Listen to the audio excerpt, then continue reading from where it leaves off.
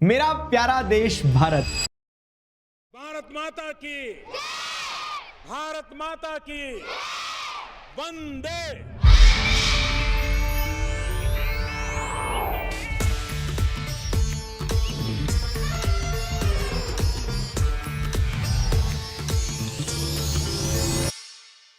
Incredible India. एक देश, लोग एक हैं, लेकिन उसके बावजूद भी कितनी विविधताओं से भरा हुआ है। हमें देखने को मिलता है कि लद्दाख में रह रहा एक व्यक्ति जहां वुलन रॉब पहनता है, वहीं केरला में रहने वाला एक व्यक्ति लुंगी पहनता है। राजस्थान में रहने वाला एक व्यक्ति अपने घरों की छत पर, दरवाजों पर मिट्टी का लेप लगाता है, तो एक आदमी जो मेघालय में रहता है वो अपने घरों को बांस से बनाता है। आसाम का एक किसान जहां खेतों में चाय की पत्तियां तोड़ रहा होता है, तो ठीक वैसा ही एक किसान पंजाब में खेतों में गेहूं काट रहा होता है। क्या लगता है आपको, क्या ये सिर्फ कल्चर का फर्क है या फिर इसका जवाब कहीं और छुपा है? इस डाइवर्सिटी का कारण है इंडिया की ज्योग्राफी, एक ऐसी ज्योग्राफी जो अपने आप में यूनिक है। और जब इतनी यूनिक ज्योग्राफी है मेरे देश की, तो मेरे देश में इतनी विविधता होना तो तय है।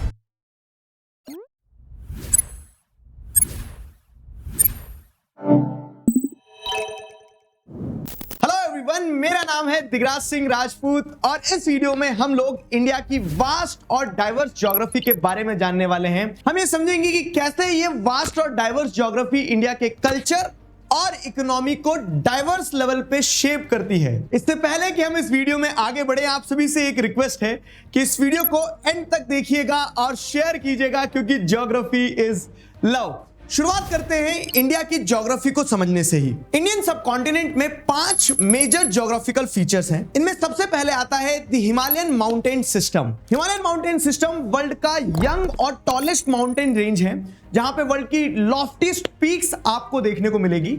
ये इंडिया की नॉर्थ बॉर्डर पर सिचुएटेड है, और अगर ये नॉर्थ बॉर्डर पर हिमालयन माउंटेन सिस्टम नहीं होता तो इंडिया भी एक कोल्ड टुंड्रा रीजन होता, same like Tibet. Himalayas 3 major ranges में डिवाइडेड हैं। पहली है हिमाद्री, जिन्हें ग्रेटर हिमालयास भी कहा जाता है। इनर मोस्ट रेंज है वर्ल्ड की लॉफ्टीएस्ट पीक, जैसे माउंट एवरेस्ट, कंचनजुंगा इसी रेंज में सिचुएटेड है। यहां से बहुत सारी नदियां निकलती हैं जो कि भारत के लिए बहुत सारा पानी लाती है। दूसरी मेजर रेंज है हिमाचल, यानी कि मिडिल हिमालयास। ये रीजन हिल स्टेशंस और ग्रीन वैलीज के लिए फेमस है। मॉनसून के पहुंचने के बावजूद भी यहां पर क्लाइमेट मॉडरेट ही रहता है। तीसरी रेंज है शिवालिक या फिर आउटर हिमालयास। ये हिमालयास का फुटहिल वाला रीजन है, जहां पर अनकंसोलिडेटेड सेडिमेंट्स के इकट्ठे हो जाने से ये तीसरी रेंज बनती है।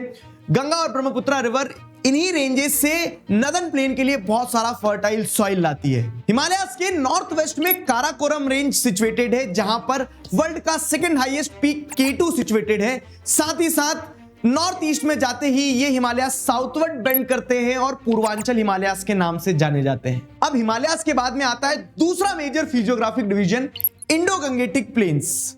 पंजाब से लगाकर बंगाल तक ये जो फर्टाइल प्लेन है, ये बनता है 3 रिवर्स के इंटरप्ले से, गंगा, ब्रह्मपुत्र और इंडस। ये तीनों ही रिवर का एल्यूवियल डिपॉजिट नदर्न प्लेन बनाता है। एल्यूवियल डिपॉजिट का मतलब होता है वो मिट्टी, बालू और छोटे छोटे कण जो नदियां अपने साथ बाढ़ के पानी के थ्रू बहा कर ले जाती है और एक जगह से दूसरी जगह डिपॉजिट करती है, जो कि फर्टाइल होता है और सॉइल को रिन्यू करता है। गंगा को भारत में एक स्पिरिचुअल और एग्रीकल्चरल लाइफलाइन माना जाता है। यमुना इसकी एक लार्जेस्ट राइट बैंक ट्रिब्यूटरी है, जो कि बड़े शहर जैसे दिल्ली और आगरा से होकर गुजरती है, और इन्हीं शहरों के कारण इस नदी की स्थिति भी बहुत खराब है। अगर आप चाहते हैं मैं इस पर एक डिटेल वीडियो बनाऊं तो आप मुझे कमेंट्स में जरूर बताइएगा।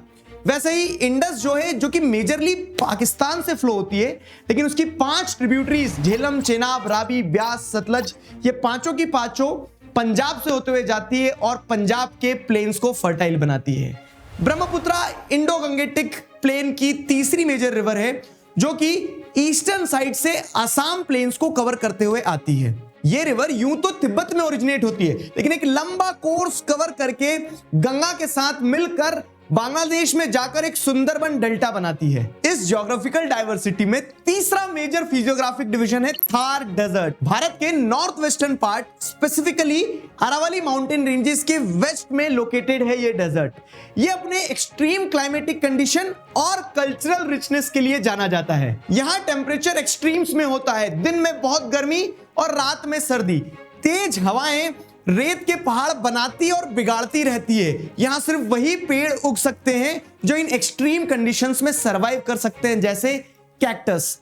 इस कठिन पर्यावरण के बावजूद भी ये जगह सांस्कृतिक रूप से बहुत अमीर है। लोग यहाँ पर रंग बिरंगी पोशाकें पहनते हैं और तीज त्योहार इस जगह की पहचान है। थार डेजर्ट के बाद चौथा डिवीजन आता है डेक्कन प्लेटू, जिसे दक्षिण का पठार भी कहा जाता है। डेक्कन प्लेटू इंडिया का एक सदर्न ज्योग्राफिकल फीचर है जो कि कुछ इंपॉर्टेंट माउंटेन रेंजेस से घिरा हुआ है।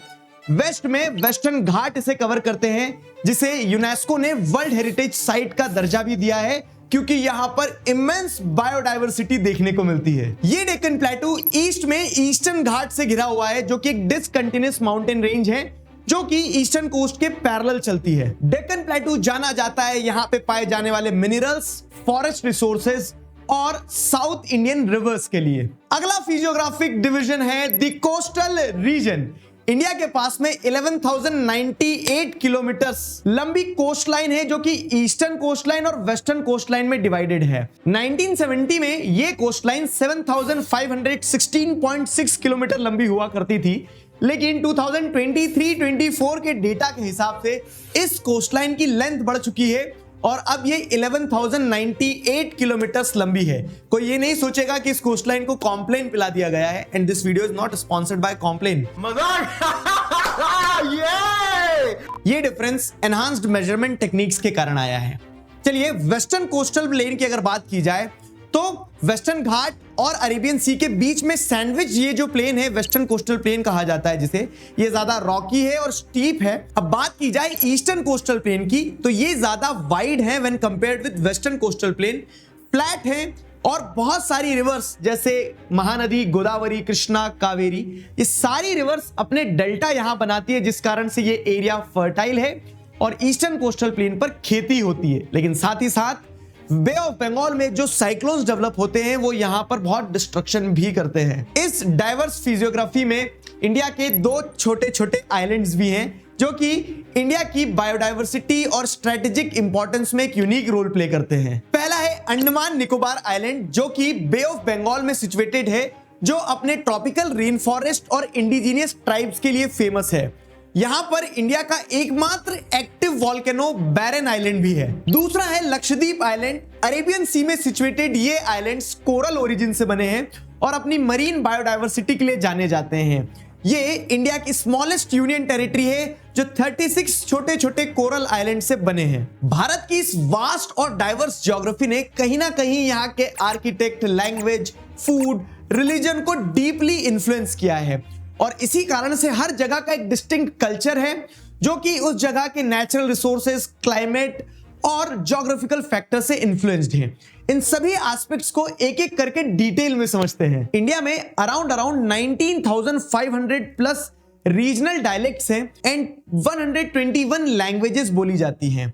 इनमें से गवर्नमेंट के द्वारा 8 शेड्यूल में 22 लैंग्वेजेस को ऑफिशियल लैंग्वेजेस का दर्जा भी दिया गया है और ये सारी भाषाएं और बोलियां भारत को विश्व का सबसे ज्यादा मल्टीलिंगुअल कंट्री बनाता है। एक सेकेंड, लैंग्वेज और डायलेक्ट्स दोनों में डिफरेंस होता है? जी हां, लैंग्वेज यानी कि भाषा, जो कि एक स्ट्रक्चर्ड और स्टैंडर्डाइज्ड कम्युनिकेशन सिस्टम होता है जिसे लिखने में और बोलने में दोनों तरह से इस्तेमाल किया जाता है, जिसकी ग्रामर होती है, जिसके रूल्स होते हैं, जैसे हिंदी, इंग्लिश, बंगाली, मराठी, ये सारी लैंग्वेजेस हैं। और डायलेक्ट यानी कि एक बोली, जो कि एक लैंग्वेज का रीजनल या लोकल वर्जन होता है, जो प्रोनाउंसिएशन, वर्ड्स और एक्सेंट में डिफरेंट हो सकते हैं, लेकिन उसका बेसिक स्ट्रक्चर किसी ना किसी लैंग्वेज पर ही बेस्ड होता है।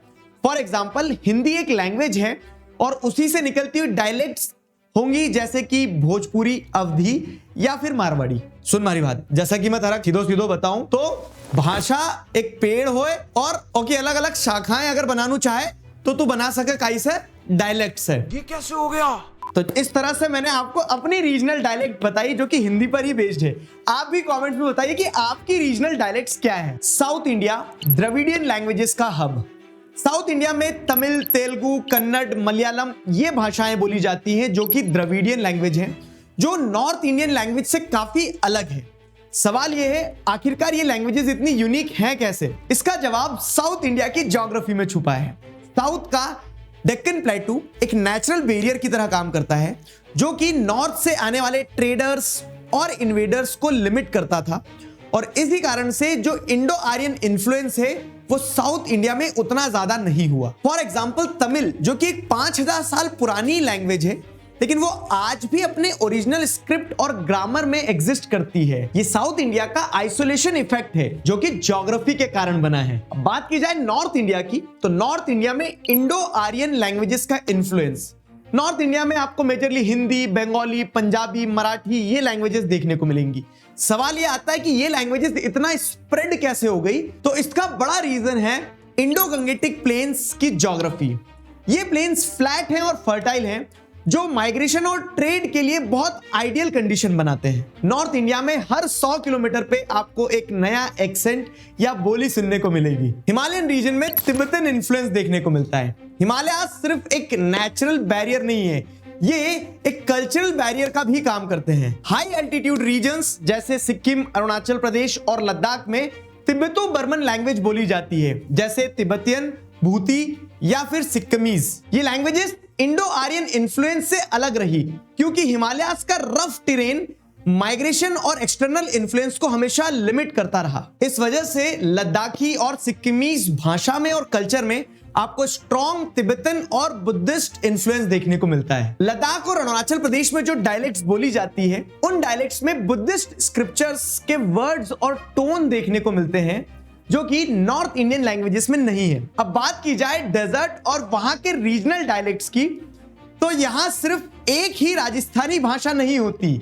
मारवाड़ी, मेवाड़ी, शेखावटी, हदोती जैसे कई मल्टीपल रीजनल डायलेक्ट्स होते हैं। अब इतने सारे डाइवर्स डायलेक्ट्स होने का एक बड़ा रीजन है डेजर्ट का क्लाइमेट और वहां का लाइफस्टाइल। थार डेजर्ट का बैरन और आइसोलेटेड टेरेन वहां के लोगों को मजबूर करता है स्मॉल स्कैटर्ड यूनिट्स में रहने के लिए, जिस कारण से हर रीजन में एक अपना ही एक्सेंट और प्रोनाउंसिएशन डेवलप हो जाता है। जैसे जोधपुर की मारवाड़ी लैंग्वेज जो है वो हार्ड साउंड करती है, लेकिन वैसे ही उदयपुर की मेवाड़ी भाषा जो है वो थोड़ी सी सॉफ्टर साइड पे होती है। बात की जाए कोस्टल रीजन्स की, अगर आप गोवा, केरला या मुंबई जाते हैं तो वहां की लोकल लैंग्वेज में आपको इंग्लिश, पोर्टुगीज या फिर अरेबिक वर्ड्स देखने को मिलेंगे। फॉर एग्जांपल गोवा या महाराष्ट्र में पोटैटो को बटाटा कहा जाता है जो कि एक पोर्टुगीज ओरिजिन वर्ड है। पर सवाल यह है कि ये आया कहां से? तो इसका जवाब छुपा है हमारी 11,098 किलोमीटर लंबी कोस्ट लाइन में। Coastal regions historically global trade hub रहे हैं। यहां अरब, पर्शियन, पोर्टुगीज, ब्रिटिश सारे ट्रेडर्स आए और अपनी अपनी लैंग्वेजेस एंड वर्ड्स छोड़ गए। मलयालम लैंग्वेज में अरेबिक और पोर्टुगीज वर्ड्स मिलते हैं। इसके पीछे का कारण है कि केरला में स्पाइस ट्रेड का सेंटर था और यहां पर बहुत सारे अरब और यूरोपियन ट्रेडर्स आते थे। गोवा में पोर्टुगीज इन्फ्लुएंस के कारण जो लोकल कोंकणी लैंग्वेज है उसके अंदर पोर्टुगीज वर्ड्स आ गए, and in the same way Maharashtra की मराठी के अंदर इंग्लिश वर्ड्स देखने को मिलते हैं क्योंकि ये ब्रिटिश ट्रेड हब का सेंटर थे। इंडिया में ये जो डाइवर्स क्विजीन है ये सिर्फ कल्चर से इन्फ्लुएंस नहीं होता है, ज्योग्राफी का भी इसमें एक बहुत डायरेक्ट इंपैक्ट होता है। जहां पर जो फसल उगती है वो वहां के लोगों के खाने का बेस बनती है। जैसा क्लाइमेट होता है उसी के आधार पर वहां की कुकिंग स्टाइल और इंग्रेडिएंट्स डिफाइन होते हैं। जैसे कोस्टल एरियाज में सी फूड हैवी डाइट देखने को मिलेंगी। आप चाहे गोवा चले जाइए या बंगाल चले जाइए, इन रीजन्स में सी फूड हैवी डाइट होती है और ये टेस्ट प्रेफरेंस नहीं है, ये ज्योग्राफिकल नेसेसिटी है। अबंडेंस में सी फूड अवेलेबल होता है जैसे फिश, क्रैब्स एक्सेट्रा, और ये वहां की डाइट का एक मेजर पार्ट बन जाते हैं। इसके अलावा कोस्टल रीजन में हॉट एंड ह्यूमिड क्लाइमेट होता है जो कि फूड स्पॉइलेज के चांसेस को बढ़ा देता है। तो कुकिंग स्टाइल में आपको देखने को मिलेगा कि नेचुरल प्रिजर्वेटिव्स के फॉर्म में स्पाइसेस, कोकोनट या टैमरिंड का यूज किया जाता है। केरला और बंगाल में मस्टर्ड ऑयल या फिर टैमरिंड बेस्ड ग्रेवीज बनाई जाती है जो कि फूड को एक लॉन्गर शेल्फ लाइफ देती है। गोवा में विनेगर बेस्ड करीज पॉपुलर है जो कि पोर्टुगीज इन्फ्लुएंस के साथ आए लेकिन एक नेचुरल प्रिजर्वेटिव का काम करती है। अगर हम नॉर्थ इंडिया के पंजाब, हरियाणा, वेस्टर्न उत्तर प्रदेश, मध्य प्रदेश में जाते हैं तो यहाँ व्हीट बेस्ड डाइट प्रिवेलेंट है। रीजन बड़ा सिंपल है, ये Indo Gangetic plain fertile ground है व्हीट कल्टीवेशन का। यहाँ समर्स और विंटर्स दोनों होते हैं जिस कारण से व्हीट का कल्टीवेशन खूब होता है। साथ ही साथ यहाँ पे आपको फर्टाइल एलुवियल प्लेन्स भी मिलेंगे। तो इसी कारण से नॉर्थ इंडिया में रोटी, पराठा, नान और पूरियां मिलती है। क्लाइमेट यहाँ के कुकिंग स्टाइल को भी इन्फ्लुएंस करता है। नॉर्थ इंडिया में विंटर्स काफी तगड़े होते हैं और इसीलिए यहाँ पे लोगों की डाइट में हेवी घी और डेयरी प्रोडक्ट्स होते हैं जो विंटर्स में लोगों की बॉडी को गर्मी दे सके। इसीलिए पंजाब में मक्के दी रोटी और सरसों दा साग बनाया जाता है। सिमिलरली राजस्थान में आप देखेंगे तो ज्वार और बाजरा एक स्टेपल डाइट है क्योंकि ये ऐसी क्रॉप्स है जो ड्रॉट रेजिस्टेंट है और उस रीजन में इजीली ग्रो हो जाती है। हेंस ये उस रीजन की डाइट का एक स्टेपल पार्ट है। बात की जाए साउथ इंडिया की तो यहाँ का वार्म और ह्यूमिड क्लाइमेट राइस कल्टीवेशन के लिए आइडियल है। तो फिर चाहे केरला हो, कर्नाटका हो या तमिलनाडु, राइस हैवी डाइट आपको देखने को मिलेगी। हाई ह्यूमिडिटी होने की वजह से यहाँ इडली, डोसा जैसे फर्मेंटेड फूड ज्यादा खाए जाते हैं। फर्मेंटेड फूड गट हेल्थ को इंप्रूव करता है, डाइजेशन को इजी बनाता है और वार्म क्लाइमेट में बॉडी को कूल रखता है। केरला में कोकोनट मिल्क बेस्ड करीज ज्यादा बनाई जाती है क्योंकि नेचुरली यहाँ पर कोकोनट की सप्लाई बहुत ज्यादा होती है। तमिलनाडु में स्पाइसी सांबार और रसम ज्यादा खाई जाती है क्योंकि ये स्वेटिंग प्रमोट करती है और जिससे नेचुरली बॉडी थोड़ी कूल रहती है। ज्योग्राफी का हमारे कल्चर पर इतना इंपैक्ट देखकर चौंके तो नहीं हो क्योंकि लैंग्वेज और फूड के अलावा भी ज्योग्राफी हमारे आर्किटेक्चर को अफेक्ट करती है। आइए समझते हैं कैसे। हिमालय सिर्फ एक सीनिक माउंटेन रेंज नहीं है, ये हाई सिस्मिक जोन है जहां पर अर्थक्वेक्स बहुत कॉमन होते हैं। इसीलिए यहां पर घर जो बनाए जाते हैं वो प्लेन और कोस्टल एरिया की तरह कॉमन नहीं होते, ये घर कुछ अलग होते हैं। पर कैसे? हिमालयन घरों को लकड़ी और पत्थर के कॉम्बिनेशन से बनाया जाता है।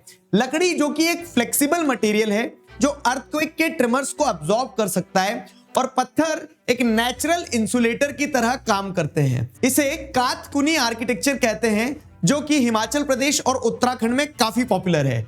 सिमिलरली हिमालयन होम्स की स्लोप्स जो रहती है वो स्लैंटिंग रहती है ताकि बर्फबारी के समय ये बर्फ छतों पर इकट्ठी ना हो जो कि स्ट्रक्चर के ऊपर बर्डन डाल सकती है। अब बात की जाए राजस्थान के थार डेजर्ट की तो यहाँ टेम्परेचर 50 डिग्री सेल्सियस तक पहुंच जाता है और इस स्थिति में नॉर्मल कंक्रीट या मड से घर बनाना फिजिबल नहीं है। तो यहाँ क्या आर्किटेक्चरल सोल्यूशन होगा?